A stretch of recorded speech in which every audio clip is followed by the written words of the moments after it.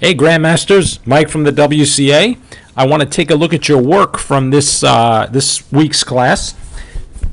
Here we did a really interesting exercise. We had all the players just go out and stop at move 14.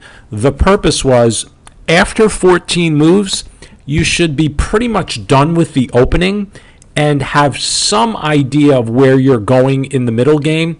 And fortunately, almost everybody got to move 14 without making any kind of blunder where you lost something on purpose. There were a couple of sacrifices, which is fine, but nobody really had a losing position by move 14, which is what we want. So when you're talking about the championship and the reserve level in these tournaments, you want to get a position after 14 moves that clearly you have an idea of where it's going when you get there. Let me show you what I mean. All right, so let's take a look at Rohan and Liam. So Rohan has been battling away in the championship section, has the white pieces, and Liam is my teaching assistant who is trying to make expert 2000. And the players get into a 4 knights position, which I don't have to explain, bishop to b5, and Liam plays an early pawn d6. You guys notice how that locks this bishop in temporarily, and there's nothing wrong with it. Black can play this way. It's perfectly fine. It does let the light squared bishop out a move early. And here, if you look at this pawn chain, I'm going to highlight it for you here. When you see this pawn chain, it's a very good idea with white, if you can remember this trick, to play the move d4. Okay?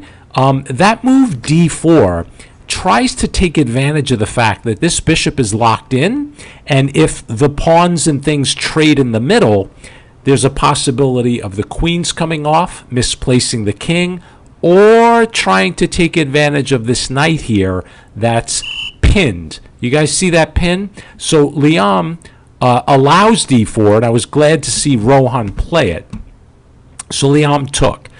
And here's another opening idea, and I do apologize about my voice. I'm suffering terribly from allergies, which I never had as a kid. Not that you need to know that, but you know. So many of the kids that I teach in the schools this week were coming in with red eyes and itchy eyes. Boy, really bad. Anyway, white's turn. Pay attention to this pattern. Here in the game, Rohan took knight takes d4. And this position has actually been seen a whole bunch of times at the master level. But I want to take you back here, which is a nice opening idea for the 12 and 2 o'clock. Whenever you have a pin with a knight here to a king and this d-pawn, you see how it's been moved out? That creates the pin, right? Whenever you have that structure, that allows you to play this nice idea, queen takes pawn. Now, you would never do that with the knight back here, just allowing the knight to come out and gain a tempo on your queen, but the knight is already pinned. So the idea of taking with the queen allows this knight to stay in the game. It develops a 4th piece for white. See, 1, 2, 3, 4. So very often what the players will do is they'll break the pin. Now, if you don't want to move your queen, you trade the bishop for the knight, and then castle queenside. A good move to do that would be bishop to g5. And then here, let's say black continues to develop, and then you castle queenside. Now, why queenside? Well, a couple of reasons. In a lot of games at the master level, black will castle kingside. So you already have opposite side castling. You guys see that? So when you have opposite side castling, you know you're in for an exciting game. Another reason to castle queenside is you already create this battery of queen and rook on the D line. So the moves like e5 come into play later in the game, really opening up the battery. It could be very powerful. Now look, of course, black has good chances here too. This would only be move 9, but if you can imagine a couple of moves down the road, maybe black would figure out a way to get these two bishops really in the game. opening the game up. Maybe white would be interested in dominating the center with one of their knights. It would be really, really exciting to play this way. You might, with white, think about playing h4, h5, using this pawn to weaken squares near the black king. And don't forget, if you're castled on this side of the board, see what I'm doing with that king? Don't think black is just going to sit there and let you checkmate them. They're going to probably start a pawn storm on their own and get the B and A pawn rolling up the board to make holes near your king. It would be a really fun game. Who would win? Whoever gets there first. Okay, so let's memory check. Here's the position. Rohan took with the knight. Very good move, but don't forget, you can also take with the queen, creating a position where you have an extra player in the middle. Now, don't forget, when they break the pin, you better give up your bishop for the knight. Otherwise, you're going to lose your queen. Okay? Just take it, and then play chess. Bishop g5. I'm making black's move up. Very logical to play bishop e7. And why not castle the long way? All the minor pieces are developed. The rooks are connected. Let's play some chess. Now, let's go back to their game. Rohan took with his knight, which is also a very, very good move because you're hitting the c6 square 2 times. Liam didn't like that, so he played bishop to d7. And here again, Rohan, now once the pin is broken, gives up his bishop. And I like Liam's move. He takes with the pawn. And that can give him some problems if you get to an endgame where these pawns, once they're broken up, can be very weak. But we're a long, long way away from the endgame. This is only move 7 for these guys. Now, what's in this position for black? Why would black accept these doubled pawns to get this position? What's in it for Liam? Well, pause your video if you want. I see a couple of bishops on the board. He has 2. Rohan only has 1. So in the future, in part of the middle game, maybe black is going to open up the board. Do you see anything else in this position that's good for black? Yeah, how about the B file? You can put a rook on B8 and put some pressure on this line. That looks pretty good. And these pawns, this little cluster of pawns, makes it very difficult for the white knights to get good squares in the center. Of course, white has plenty of play here as well. They can possibly pin the knight. Think about castling long. I don't know. Castling on the queen side might run into a little pressure with that line, but clearly white would have a lot of play. So it's working for both sides. Liam pins the knight. I'm sorry, Rohan pins the knight. Liam breaks the pin with bishop to e7. And it's funny, this position has been played lots of times too, because the program that I input to make these videos shows me the positions that people look at online. And right now, just in this one program, there's been 478 players looking at this very position. So I'm really happy to see this come out of the 12 o'clock class. White castled, rook to b8. Every single move that you're seeing should make sense to you. The rook on b8 takes the half-open file, attacking the pawn, and here Rohan decided to back the knight up to protect the pawn. Liam castled, and I like Rohan's move a lot. He played the move f4. Now, it may not be the best move on the board. I don't really care what the computers say at this point. I like his move because he's creating play with these 2 pawns in the middle. It's an idea that he's seen. Use the 2 pawns, control the squares in the middle, push them to break, push them to gain space, use them to lift a rook up and over and attack. Whether or not this is the perfect time to do this is not important to me. He's not losing. The position is equal, but I'm really happy that he found these ideas. Liam put a rook on e8. Sometimes players do that to tuck this bishop in the future, or possibly to play the move d5 and open up the e line. Rohan played queen to d3, connecting his rooks, and now pawn h6. And in this position, Rohan backed his bishop up, which allowed a small tactic in the middle, but after h6, he could possibly just take in the center. The bishop would take back, and it's a chess game. Liam is perfectly fine here with black, but for a kid coming out of the 12 o'clock class, really, really well played. Okay, let's take a look at Matthew and Hannah. This started out as such a bizarre game. Matthew played d4 on move 1, and Hannah played the very strange-looking e5, which offers white a pawn. This position has been looked at a number of times online, believe it or not. White usually accepts, and he did. And here, Hannah got really cute. She played f6. So what she's looking for is she wants Matthew to take the pawn. She'll take back with the knight.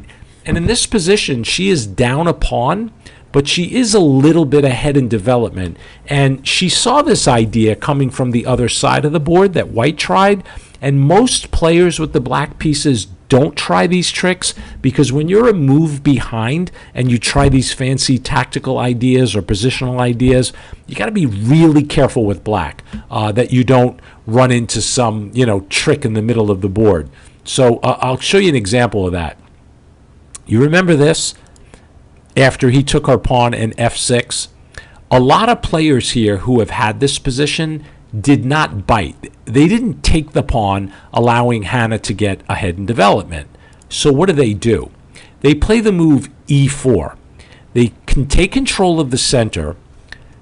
They leave this pawn here, which can be very annoying. You have to remember, if I don't take this, that means the pawn on f6 sits there, making this knight up here on g8 a little uncomfortable, because it can come to e7.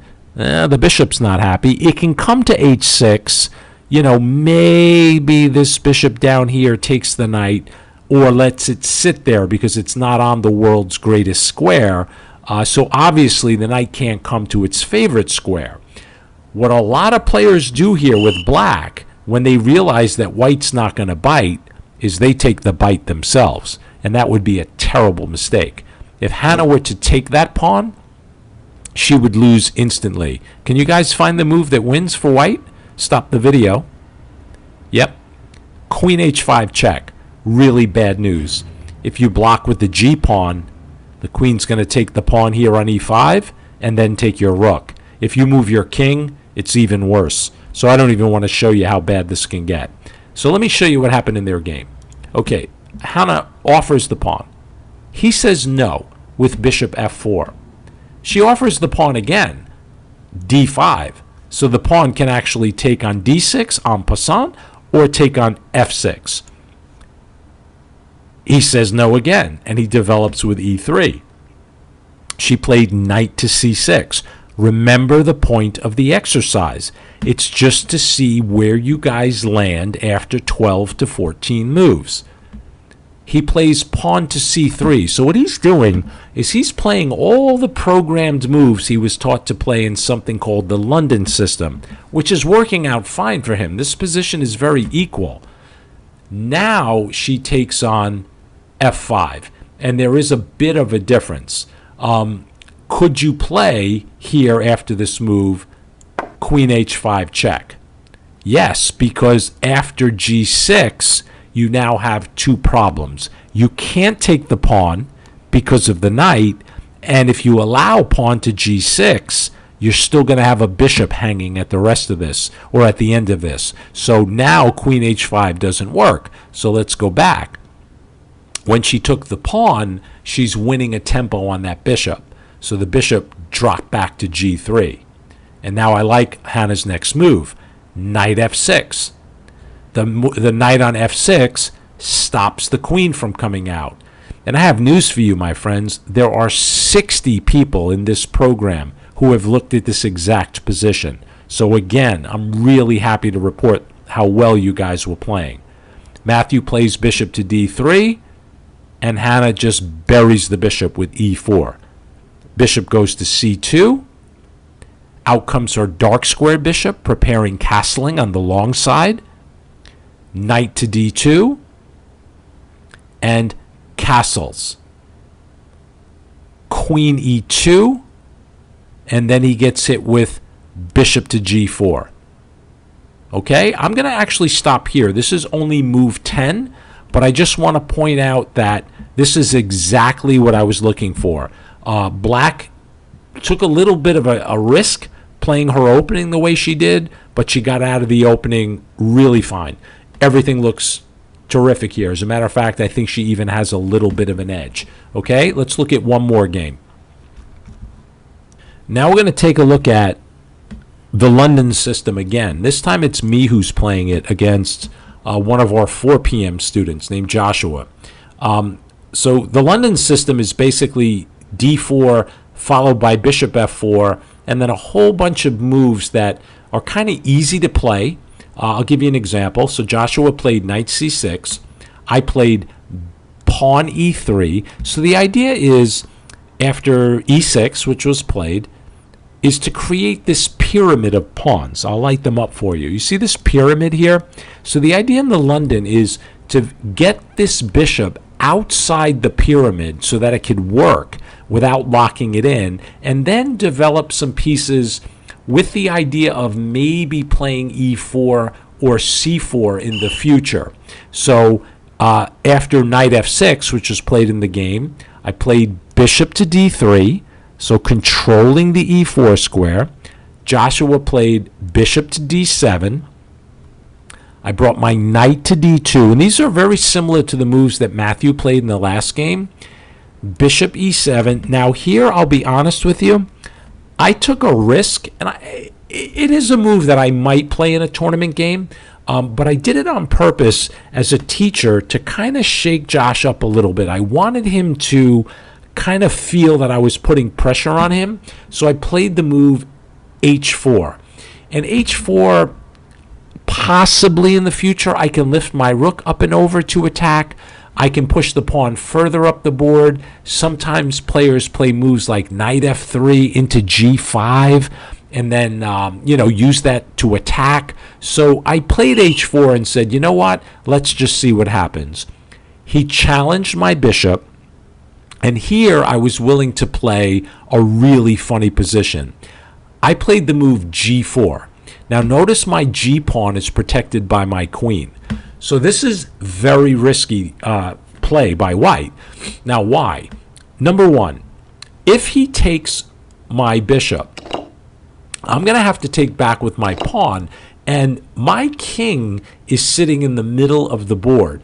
And it looks like all I've really pushed out are my pawns. But if you look closer, it's really not that bad, because to blow open the middle of the board, Black would have to play the move e5, and you see these 2 pawns that I have here. It's not that easy to push e5 through. It's also not easy for Josh to attack my pawn on f4. So I think this would have been playable for white, and I was willing to go down that road, but he chose not to do that. Instead, he played the move h6, which was a very good move. It stopped me from coming in so easily with my g pawn. Okay, so now what to do? I played queen e2, and I don't know, my position is not bad. I thought Josh played really well and probably should have pushed in the center, which would have given him a really, really good position. Open up the game, Anyway, he played the move queen e7. So we're kind of both playing around, copycatting a little bit, waiting for the action to start. I castled long, so did he, and then here I decided to make this move, bishop takes d6. Now, this is a positional idea. If I back the move up for a minute, do you see these pawns here all stuck on these squares, on dark squares?